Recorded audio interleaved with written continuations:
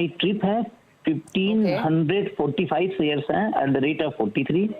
Orient paper है 500 share at the rate of 45 and last one is signature global 38 shares हैं। कृष्णकांत जी माफी चाहूंगी, मैं यहाँ पे कोई दो स्टॉक्स ले लेती हूँ।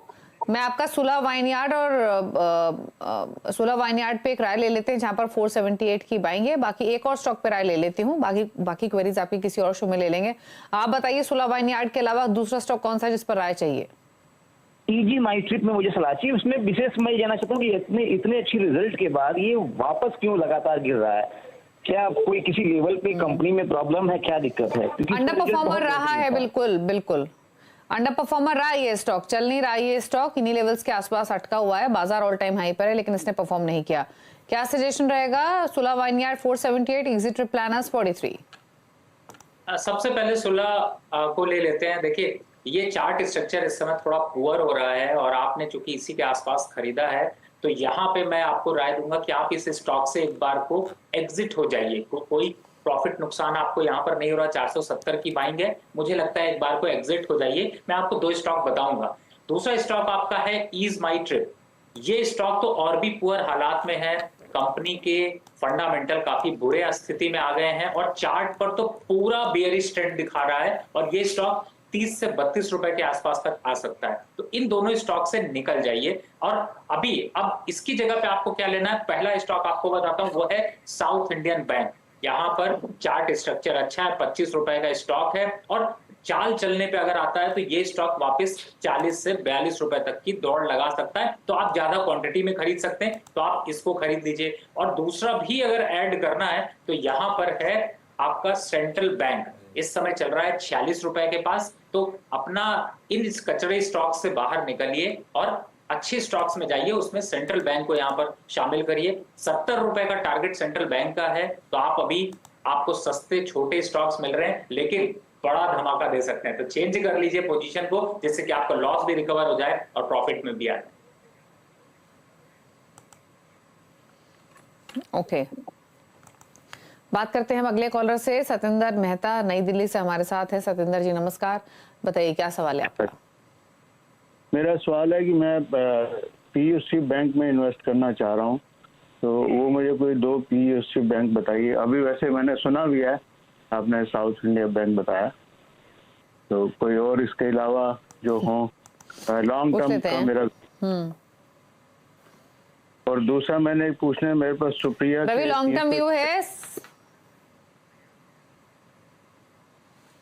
जी, कौन सा स्टॉक है आपके पास? सुप्रिया के 300 शेयर हैं। Supriya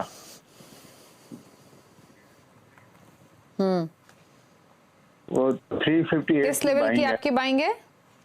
358। Okay, Supriya life sciences छोटी कंपनी है, 283 पर ट्रेड कर रहा है। इनकी बाइंग 350 की है तो नुकसान में है। प्लस दो सरकारी बैंक जाना चाहते हैं लॉन्ग टर्म इन्वेस्टमेंट के लिए, बताइए सजेशंस।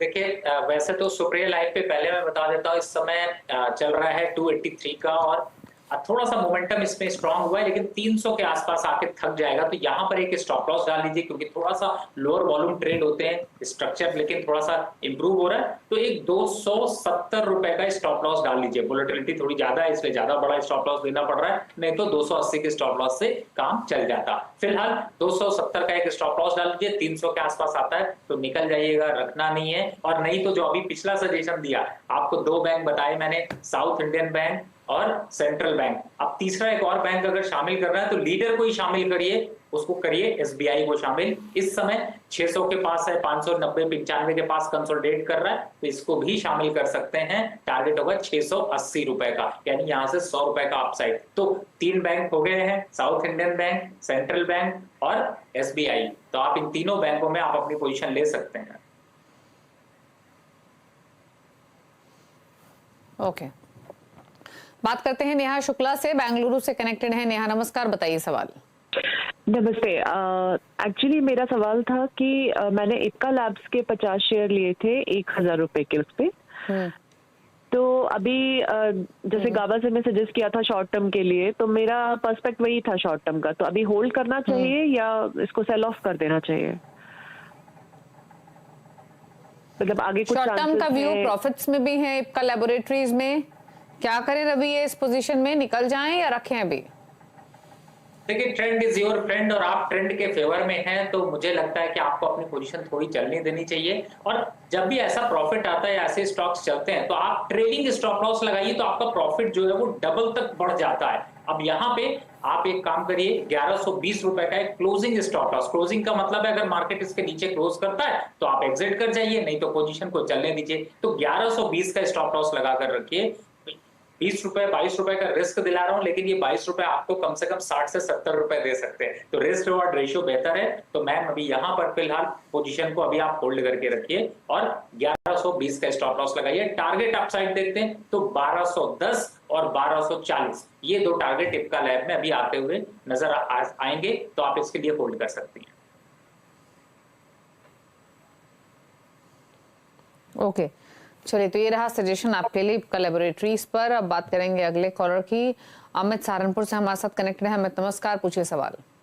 नमस्कार मैम। मैम मेरे दो सवाल हैं। एक इंडियन बैंक पर 40,124 का बाय है और ये लॉन्ग टर्म व्यू है। सेकंड है पीएनबी, 48,000 है 62 के रेट पे, ये भी लॉन्ग टर्म व्यू है। ओके, तो पीएनबी 62, इंडियन बैंक 124। क्या करना चाहिए दोनों ही होल्डिंग्स में? शानदार प्रॉफिट्स में है ये इंडियन बैंक में स्पेशली।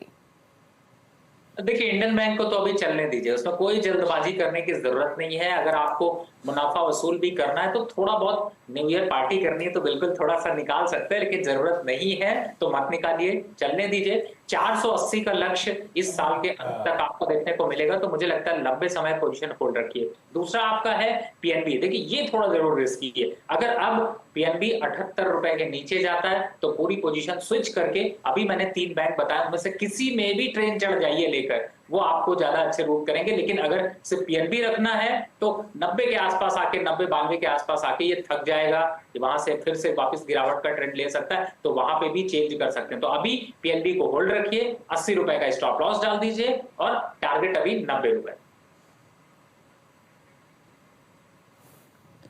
चलिए, तो ये सजेशन रहा आपकी दोनों ही पोजीशंस पर। रुक रहे हैं ब्रेक के लिए, ब्रेक के बाद सोशल मीडिया के सवाल जल्द वापस आते हैं।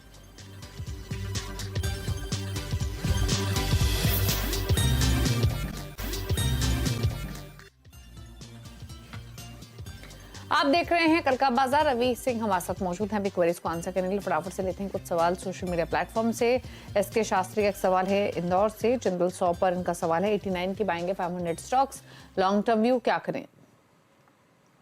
देखिए, अभी फिलहाल स्टॉक जो है वो थोड़ा सा देखा जाए तो नीचे बॉटम आउट जरूर होता हुआ नजर आ रहा है, यहाँ से एक तेजी का ट्रेंड पकड़ रहा है, तो मुझे लगता है दिवाली अभी इनको अपनी पोजीशन यहाँ पर होल्ड करके रखनी चाहिए और जल्दबाजी नहीं करनी चाहिए। फिलहाल अगर स्टॉप लॉस की बात करें तो यहाँ पे 440 के स्टॉप लॉस से होल्ड करके रखें, 490 रुपए तक इसके टारगेट आने वाले लॉन्ग टर्म पे देखने को मिल सकते। विराज का एक सवाल है पुणे से, क्लीन साइंस पर 39 स्टॉक्स 1487 की बाइंग है, अगेन व्यू लॉन्ग टर्म। देखिए, लॉन्ग टर्म के हिसाब से अगर ये स्टॉक देखा जाए तो बिल्कुल तेजी में तो रहेगा, लेकिन मुझे लगता है दीपाली जी बहुत लंबी तेजी ये यहाँ पर नहीं दिखा पाएगा।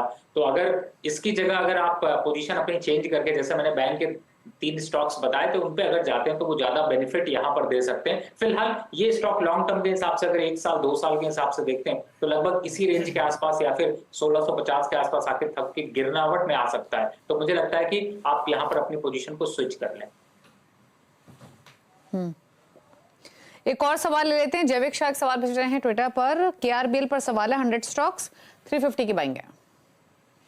देखिए, केआरबीएल में वैसे देखा जाए तो बहुत ज्यादा कुछ अपवर्ड मोमेंटम नहीं देखने को मिला था, लेकिन वापस ट्रेंड यहाँ पर थोड़ा सा रिवर्सल हुआ है, तो अभी का मोमेंटम तेज है, तो मुझे लगता है कि एक बार 370 तक के लेवल जो है वो आते हुए नजर आ सकते हैं। तो यहाँ पे अपनी पोजीशन अभी 330-35 के स्टॉप लॉस के बीच में डालकर आप अपनी पोजीशन को होल्ड करके रखें, मुनाफा थोड़ा और बढ़ेगा, तेजी और यहाँ पर बढ़ सकती है।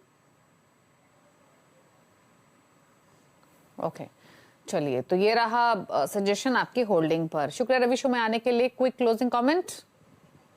फिलहाल तो जिन स्टॉक्स का मैंने सजेशन दिया या फिर जो स्टॉक्स की चर्चा हुई, मेरी इसमें कोई पर्सनल पोजीशन नहीं, क्लाइंट्स के ऐसे सिचुएशन पोजीशंस हो सकती हैं। और साथ ही निफ्टी अभी